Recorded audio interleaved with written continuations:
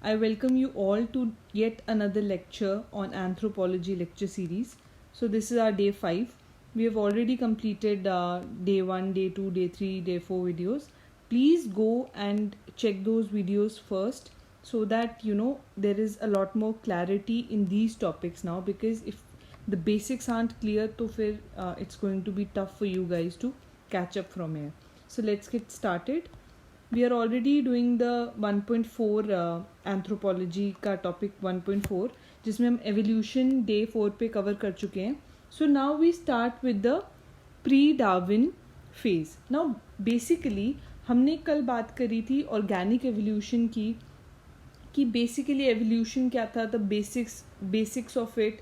तो अगर हम if you want to understand कि एवोल्यूशन में एक बहुत बड़ा नाम है, वो है डार्विन का. डार्विन वॉज अ पर्सन जिन्होंने बहुत ज़्यादा काम किया था एवोल्यूशन के ऊपर, एंड वहाँ से कहीं ना कहीं एवोल्यूशन की बात, उस पर साइंटिफिक स्टडी स्टार्ट हुई. But it wasn't like Darwin से पहले ऐसा कोई भी नहीं था जिसने नहीं किया था. लाइक डार्विन से पहले, like there was Lamarck, the first person जिन्होंने एवोल्यूशन के बारे में बात की. In his book was philosophic zoology, ठीक है, in which he tried to explain what is evolution. Okay, so he gave a theory, and the theory is theory of inheritance of acquired characters. Okay, so now basically क्या बोल रहे हैं ये, inheritance of acquired characters. Acquired characters क्या हुआ, anything which we have acquired as part of our behavior. जैसे for example हम बोलें कि it is like कि language was not something which we have inherited. It is acquired. We have learnt it. Okay, we have learnt it through culture. We have learnt it through society. So ये चीज़ inherit हुई. Inherit मतलब from parent it goes to the child. Okay, so this was something जो theory of Lamarck थी. सो theory of Lamarck में उन्होंने कुछ postulates दिए थे. सबसे पहला पॉस्टुलेट है इलैन वाइटल और इनर अर्ज.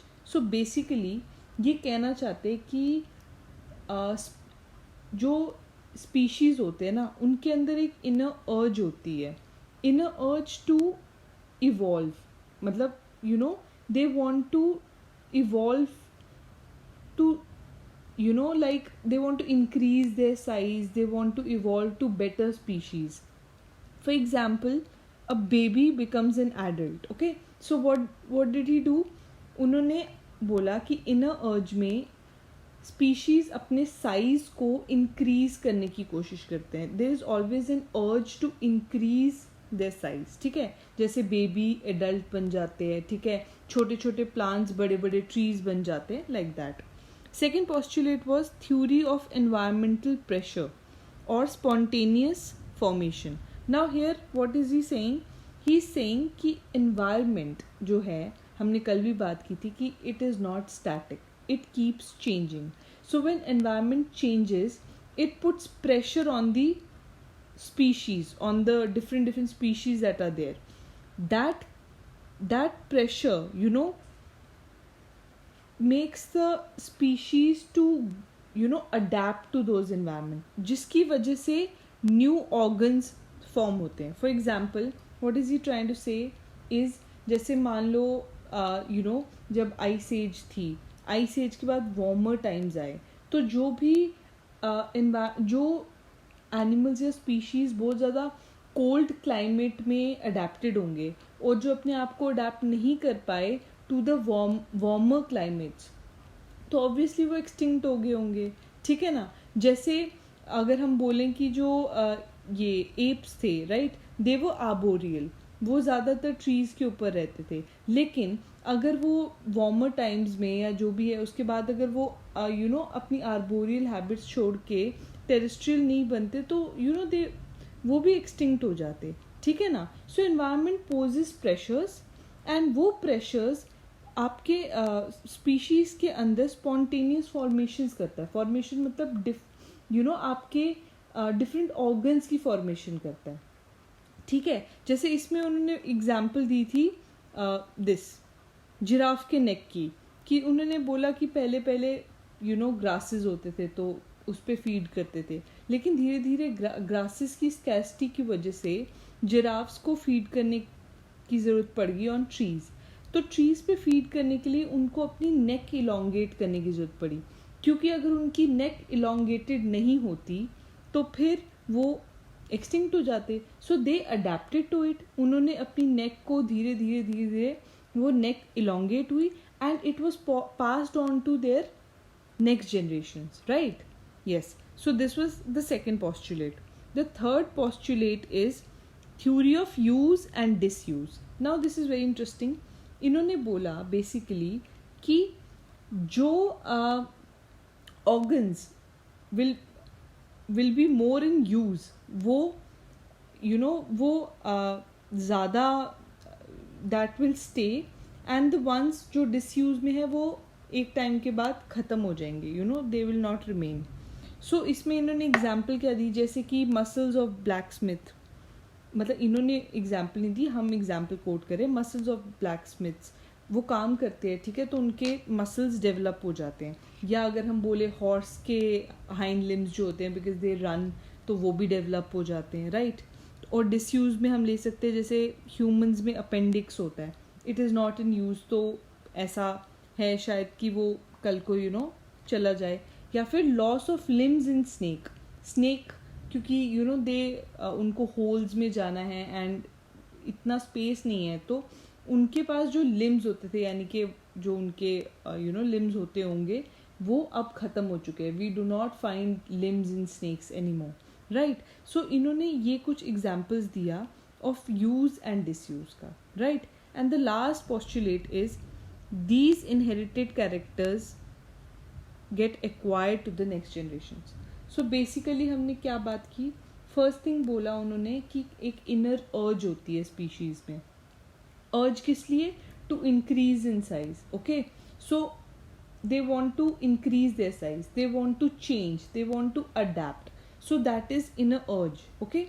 Second thing is environment keeps on changing, environment puts pressure, environment puts pressure on the species and they try to adapt to those pressures and in turn form new organs, okay. Third postulate is use and disuse.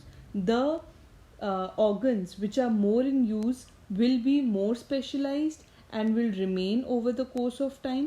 The ones which are not in use or in disuse will get eliminated in the long run, okay. And postulate 4 is whatever characters or organs or anything which a person has acquired over in a lifetime will be passed on to his next generations, okay. So this was the theory of Lamarck, right? Okay, so now basically if we have to sum up, इन्होंने बोला कि जो हमारे already हमारे characters हैं which we have right now, ठीक है, and इस लाइफ टाइम में हमने कुछ न्यू एक्वायर कैरेक्टर्स किए हैं. These acquired characters plus the old ones form gets in the new species. Okay, so environment change होगा, इट विल एनवायरनमेंट चेंज होगा तो नीड्स, न्यू नीड्स आ जाएंगी. जब न्यू नीड्स आएंगी तो ऑर्गन्स में स्पेशल डिमांड्स होंगी, ठीक है ना. एनवायरनमेंट चेंज हुआ, एनवायरनमेंट ने कुछ हमारे बॉडी में चेंजेस की नीड करी, उन नीड्स की वजह से हमारे ऑर्गन्स में कुछ चेंजेस होंगे स्पेशल, और organs more in use will enlarge and others will get eliminated, right? So this was the whole theory of Lamarck. Now the significance, okay, so he was the first person जिन्होंने evolution की बात करी, ठीक है. बात तो इनकी simple लग रही है और logical भी लग रही है, understandable बात है, right? फर्स्ट पर्सन थे जिन्होंने एवोल्यूशन की बात की, तो एक फ्यूचर रिसर्च का स्कोप एक स्कोप आ गया कि हम इसके बारे में we could have thought about it, ठीक है. अब कुछ प्रो लेमार्कियंस भी थे जिन्होंने ऑब्वियसली अब थ्योरी दी है किसी ने, तो obviously people study on it, तो देखते हैं कि सही बोल रहे थे या गलत बोल रहे थे, तो कुछ प्रो लेमार्क्स थे, उन्होंने कुछ एक्सपेरिमेंट्स कंडक्ट किए एंड चेक किया कि वेदर लाइक जो ये बोल रहे थे वो ऐसा होता भी है या नहीं. तो कुछ एक्सपेरिमेंट्स थे जिसमें से एक था कि rearing rats in 30 to 40 degrees temperature, okay, and they saw कि उससे उनके बॉडी साइज में इंक्रीज हुआ. Rats became larger in their body sizes and this large body types were transmitted to the next generation. तो इसका मतलब जो Lamarck बोल रहे थे वो सही बोल रहे थे, बिकॉज वो भी यही बोल रहे थे ना कि जो कैरेक्टर्स हम एक्वायर करेंगे ओवर द लाइफ टाइम वो पास ऑन होंगे टू द नेक्स्ट जनरेशन. तो ऐसा तो लग रहा है. Then Griffiths experiment. ग्रिफिथ्स एक और पर्सन थे जिन्होंने माइस को ना रोटेटर व्हील पे डाला, मतलब डिफरेंट माइस को रोटेटर व्हील पे डाल के देखा. रोटेटर व्हील पे उन्होंने देखा कि उनको डिजीनेस हो रही है, ठीक है, माइस को डिजीनेस हो रही है, और ये डिजीनेस उनके ऑफस्प्रिंग्स में भी देखी गई. तो अगेन ऐसा लग तो रहा है कि जो भी कैरेक्टर्स एक्वायर कर रहे हैं वो नेक्स्ट जनरेशन में पास ऑन हो रहे हैं. Then experiment by Guyer and Smith. इन्होंने क्या बोला, चेंजेस इन द बॉडी जो भी हुए हैं that brings about new RNA and DNA. So again इन्होंने एल्ब्यूमिन प्रोटीन्स की स्टडी करी एंड इन्होंने देखा कि जो भी बॉडीली चेंजेस हो रही हैं उसकी वजह से न्यू RNA और DNA बन रहे. तो ऑब्वियसली अगर न्यू RNA और DNA बनेगा तो वो तो नेक्स्ट जनरेशन में पास ऑन होगा, right. So this was the significance and some experiments conducted by pro-Lamarckians which tried to say कि yes, Lamarck was right.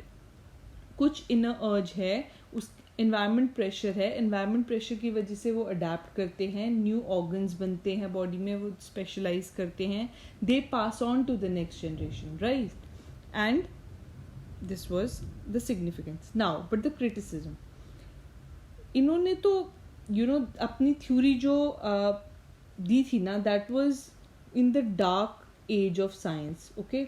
It was presented in the dark age of science, जब भी Christianity का बहुत ज़्यादा hold था and उस time पे इतना scientific temperament was not there, right.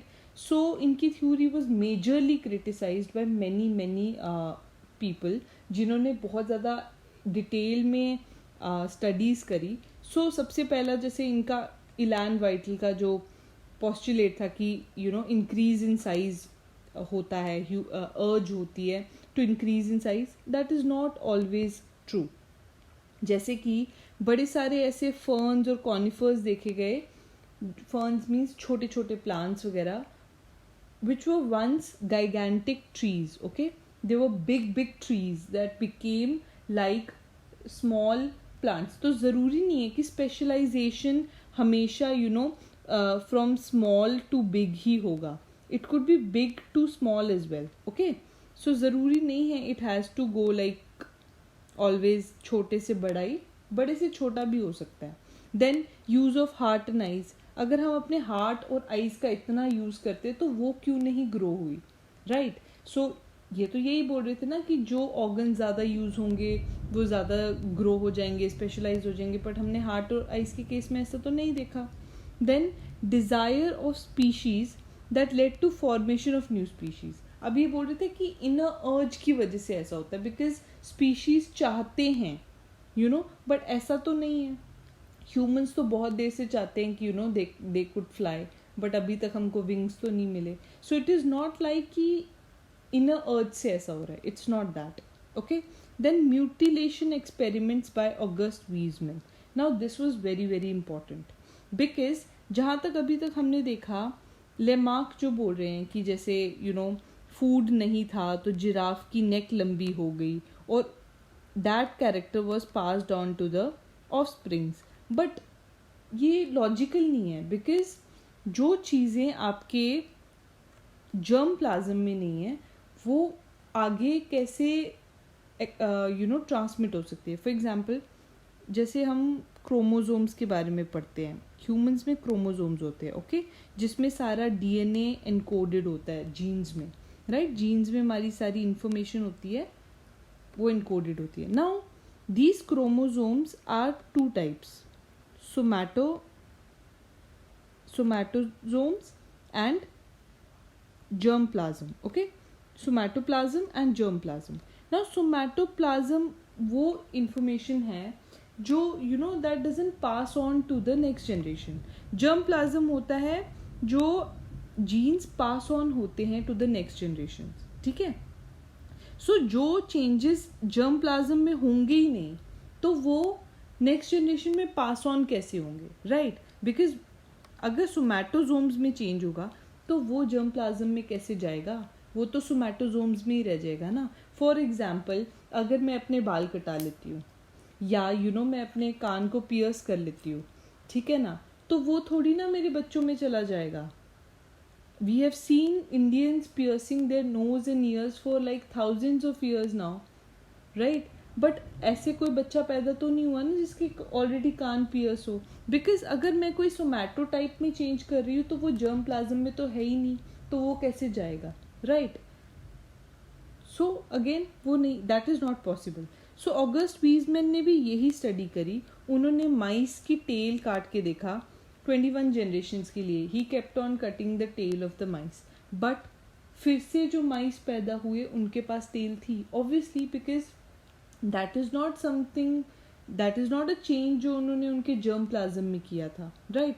सो जब तक, जैसे फॉर एग्जाम्पल हम आज जेनेटिक इंजीनियरिंग की बात करें, ठीक है, उसमें अगर हम कोई चेंज करेंगे तो वो डेफिनेटली पास ऑन होएगा, बिकॉज वो हमने उनके जीन्स जो पास ऑन होगा उसमें चेंजेस किया है, तो of course that can be passed on.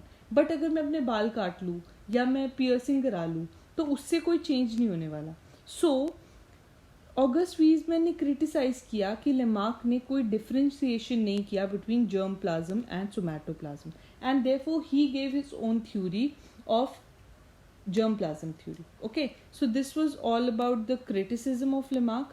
And one more thing, over the course of time Lamarck ki theory is refuted altogether, also because that was the first attempt on study of evolution. But having said so, it did pave the way for the next future studies on evolution. So now from here, next topic would be Darwin's theory. So yeah, please like, share and subscribe, and if you have any queries, please pin down in the comment section below. We are soon going to start with different initiatives like collaborating with some academicians on different topics and live query sessions. So please like, share and subscribe, and if there are any doubts, please pin down in the comment section below. Thank you.